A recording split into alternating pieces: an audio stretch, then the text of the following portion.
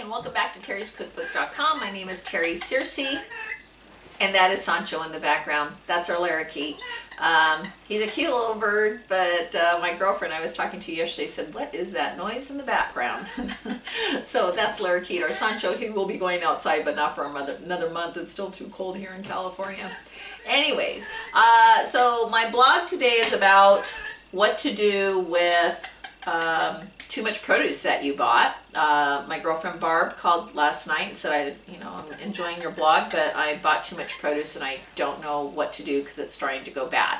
So that's what I'm going to be showing you today. But a real quick little catch up on my romaine lettuce.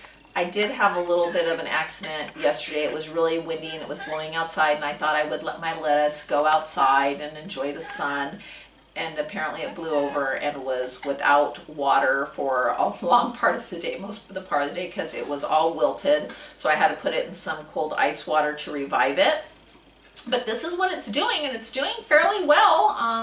I'm pretty happy. And these little shoots, I'm going to read about these little shoots. If these are things I can break off and make entire new heads of lettuce or romaine, or what I need to do with this one. But everybody else seems to be doing very well. So I'm happy. I just saved the bases, and you can look back. In fact, this one is even starting to do little sprouts on the end. So my lettuce is doing well. I hope you saved your bottoms of your lettuce and regrowing that in your home. All right, so back on to produce that you bought too much of and it's starting to go bad. So we all know that we're on lockdown. We're in California, we're in lockdown. And the worst thing we can do right now is, because everybody is pretty much out of a job, is throw produce away. So this is what I want to share with you. I'm not sure if my husband's going to put this on as a separate video or not, but Barbara mentioned to me of some vegetables. I pulled out some zucchini, so I'm going to show you how to make some zucchini fries. I have them right now soaking in some salt, so they'll release some of the water. Another produce that people really like, but it goes bad really quickly, is mushrooms. So I'm going to show you how to preserve mushrooms in this video. And then I'm going with what Barbara had mentioned. Barbara mentioned her bell peppers were going bad. Her tomatoes were going bad. Onions, it takes a long time before these things go bad, but I'm going to throw it into my mixture. I looked at some of my parsley. I have some Italian flat leaf parsley, and it's starting to turn a little yellow. So I'm going to go ahead and use that. And in my refrigerator, remember I mentioned to all of you have things marked. I had some stewed tomatoes, and I had some tomato sauce, and I have a new container that says sauce for chilaquiles or spaghetti. That way my boys, if something happens to me or whatever, they at least know what it is. I'm going to be able to freeze it in a Ziploc bag or put it in my refrigerator, but at least I know what it is. So this is what we're going to need for today. We are going to need some type of food processor or a blender. Get out some of the vegetables that you have. I'm going to use this for a spaghetti sauce later on. And so I also got a piece of garlic out at this time. You're going to need some tongs, and you're either going to need either your cast iron skillet or a flat skillet, because what I'm going to do is I'm going to roast my vegetables on the skillet. Now, I live in a very small little area that has a lot of smoke alarms, so they're going to go off. I'm going to go ahead and sear it. I'm going to have my husband come and see me put them on the skillet that's nice and hot, no oil or anything on them, and then we're going to cut the camera because my alarms are going to go off and I have to turn on all the fans, and it's just going to be a lot of noise. So I'm going to wait for him to get the camera over here. All right, you're going to hear some extra blowing because we're kind of preparing for the smoke alarms to go off. So again, I didn't put anything on the vegetables, and I'm just going to put these on.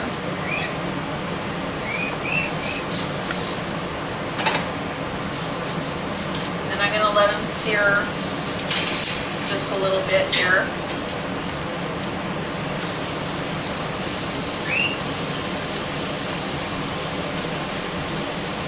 I'm not going to put my parsley, nor am I going to put my garlic. I'm just going to put my onions, my tomatoes, and my bell peppers on here. I'm going to go ahead and sear these. I'm going to show the smoke alarm's going to be going off here soon. And then I'm going to show you what they look like once they're seared.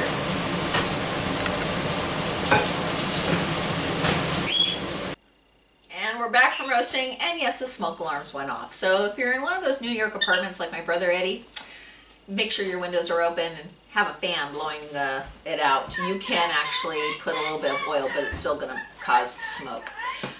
This is how much I roasted my vegetables. Not too much, just enough so that it has that nice smoky flavor.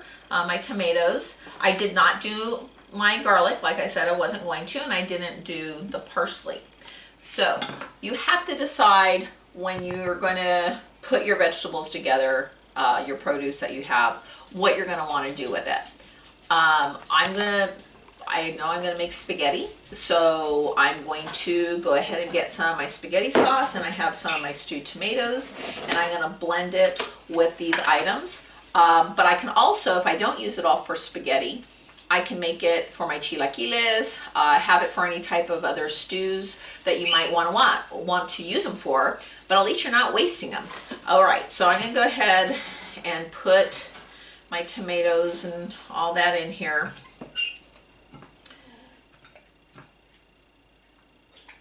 And at this point, if you don't have any tomato sauce, that's fine.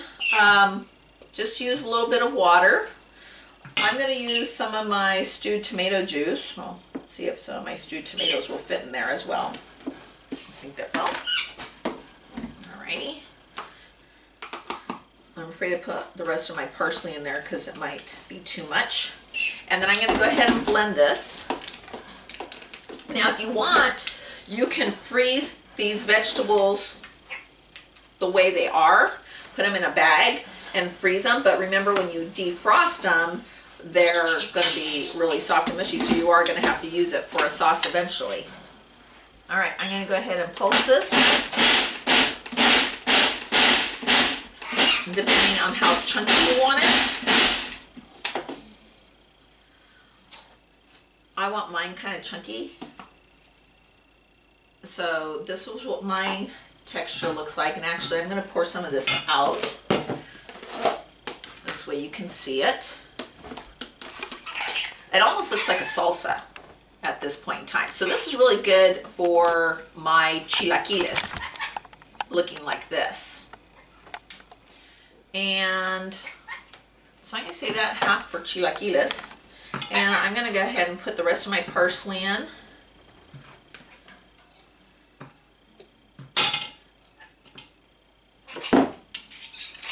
Add some tomato sauce for my liquid because I had some tomato sauce. I'm going to add the rest of my tomato sauce here.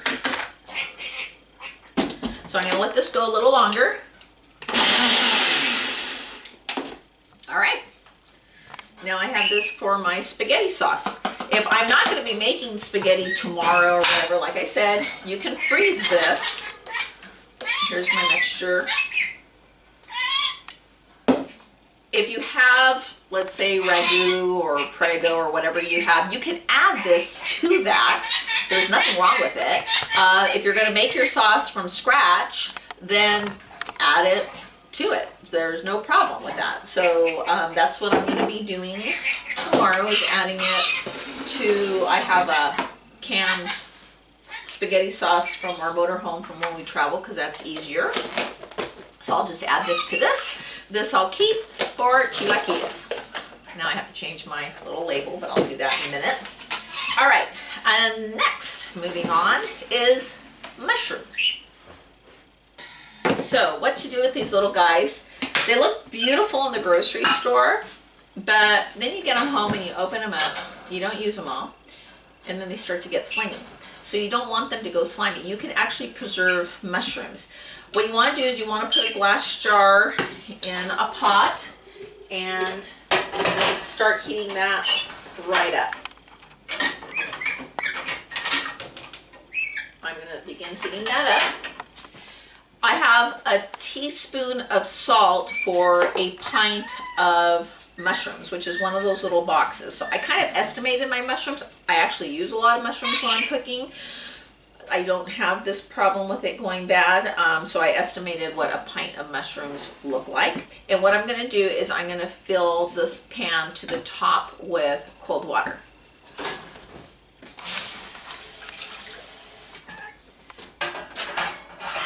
Very simple. Is I'm going to put it on the flame,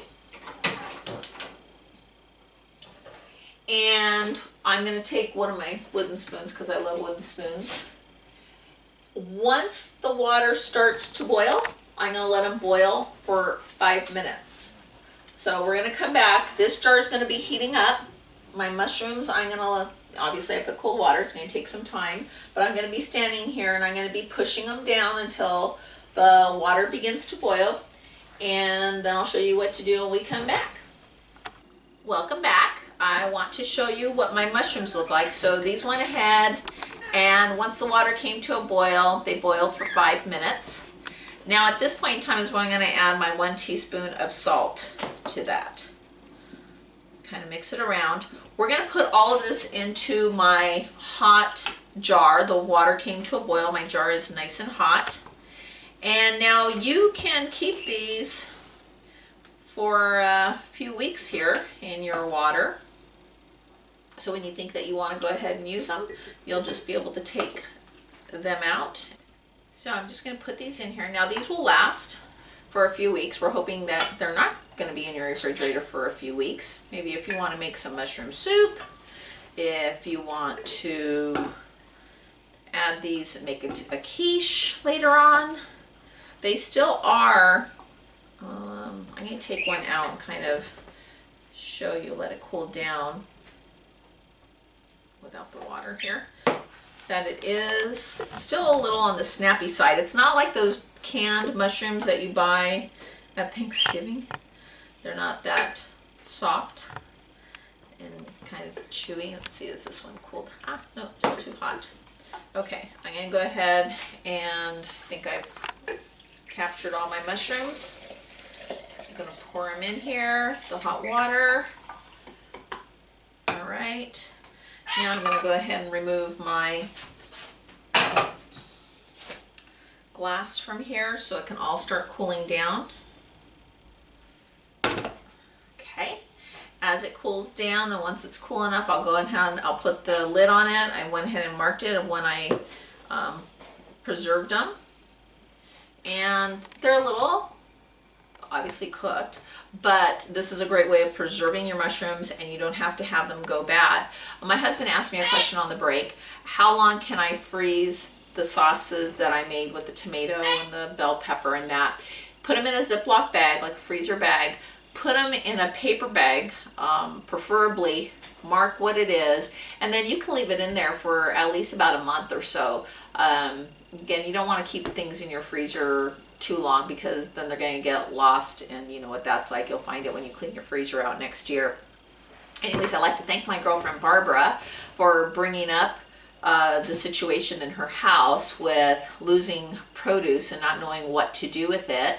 I am going to do the zucchini, and that's going to be on my next blog. So thank you for coming to terryscookbook.com. Please stay safe and healthy.